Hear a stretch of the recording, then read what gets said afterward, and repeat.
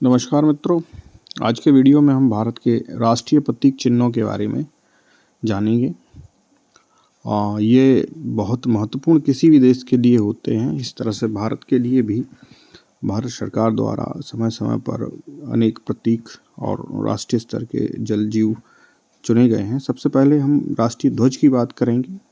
जो तिरंगा है, इसे भारत के संविधान सभा द्वारा आज़ादी के कुछ दिन पहले 22 जुलाई 1947 को अपनाया गया। इसमें 3 रंग हैं, जैसा कि आप देख रहे हैं, केसरिया, सफ़ेद और हरा। बीच में अशोक चक्र है जिसमें 24 तीलियां बनी हुई हैं और इसके निर्माता पिंगली वेंकैया जी हैं। इसके बाद राष्ट्रीय गान की बात करें तो जनगण मन है, जो 27 दिसंबर 1911 को कोलकाता अधिवेशन में रविन्द्रनाथ टैगोर द्वारा रचित था और इनकी भतीजी सरला टैगोर द्वारा गाया गया। इसकी गायन अवधि 52 सेकेंड है। ठीक है, 24 जनवरी 1950 को इसे राष्ट्रीय गान बनाया गया। फिर इसके बाद राष्ट्रीय गीत के रूप में वंदे मातरम बंकिम चंद्र चट्टोपाध्याय की रचना को अपनाया गया और ये आनंद मंड उपन्यास से लिया गया है। सन्यासी विद्रोह पर आधारित उपन्यास में जो है इसे अपनाया गया। और भारत का राष्ट्रीय कैलेंडर शक संवत है, जो 22 मार्च से शुरू होता है। कनिष्क द्वारा स्थापित 78 ईस्वी में स्थापित किया गया संवत है और इसमें भी शुरुआत चैत्र मास से होती है।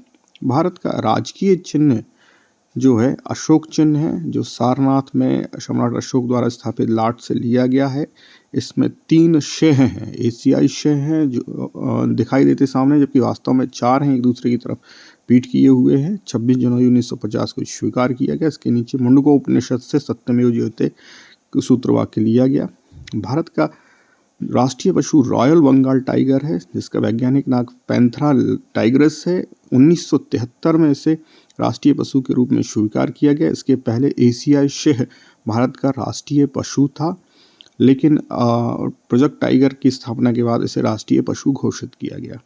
राष्ट्रीय पक्षी की अगर हम बात करें तो मोर, जिसका वैज्ञानिक नाम पावो स्टेटस है, 1963 में इसे राष्ट्रीय पक्षी के रूप में अपनाया गया और यह नीले रंग का इसका धड़ और रंगीले पंखों के कारण बड़ा खूबसूरत है। राष्ट्रीय नदी गंगा है, जिसे 4 नवंबर 2008 में मनमोहन सिंह सरकार द्वारा राष्ट्रीय नदी घोषित किया गया।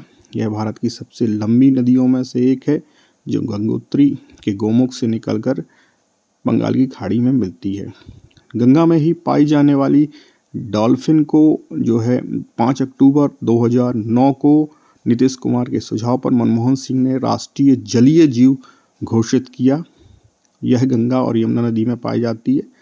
राष्ट्रीय फल के रूप में आम, जिसका वैज्ञानिक नाम मैंगीफेरा इंडिका है, 1950 में इसे राष्ट्रीय फल के रूप में स्वीकार किया गया। दुनिया में सबसे ज़्यादा आम भारत में उत्पादित होता है। राष्ट्रीय वृक्ष के रूप में जो है बरगद को, जिसका वैज्ञानिक नाम फाइकस बेंगालिसिस है, ध्यान रखें, बंगाल के जो अलीपुर में जो है राष्ट्रीय वनस्पतिक उद्यान में सबसे बड़ा बरगद का वृक्ष है, तो इससे याद रख सकते हैं आप उसका नाम।